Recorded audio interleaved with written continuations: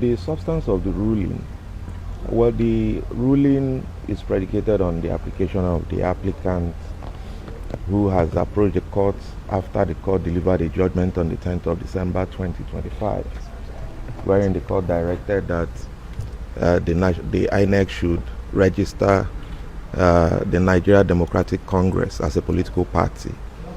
Now, in making that decision, the court had relied on facts which the claimants before him had presented, stating that they owned a particular logo and that they had satisfied the constitutional requirements for registration.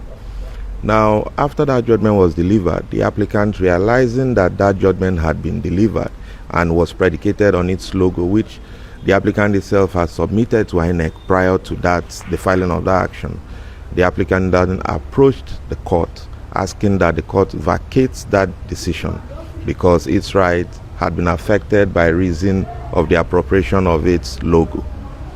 So what you have witnessed today is, in the ruling, is the court considering the facts before it and arriving at a just conclusion that the right of the applicant was affected in his decision of 10th of December 2025, and that as a result, he has set aside that judgment and has ordered parties to revert to the position where they were before the judgment was delivered, and for the claimants before the court to take appropriate steps to bring in all parties and ensure that the matter is effectually and effectively determined. The parties involved are some pro tem national officers of the Nigeria Democratic Congress. They had sued INEC, but the applicant that has approached the court for the purpose of the ruling we just listened to in court is the Peace Movement Party, whose national legal advisor has also come forward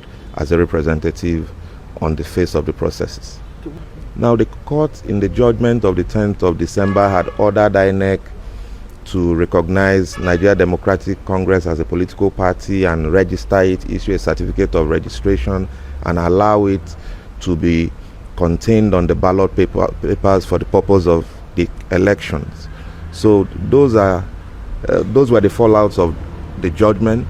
The judgment having been reversed this morning, those steps taken by INEC to do so in recognition and issuance of certificates would also need to be reversed. The certificates will have to be retracted.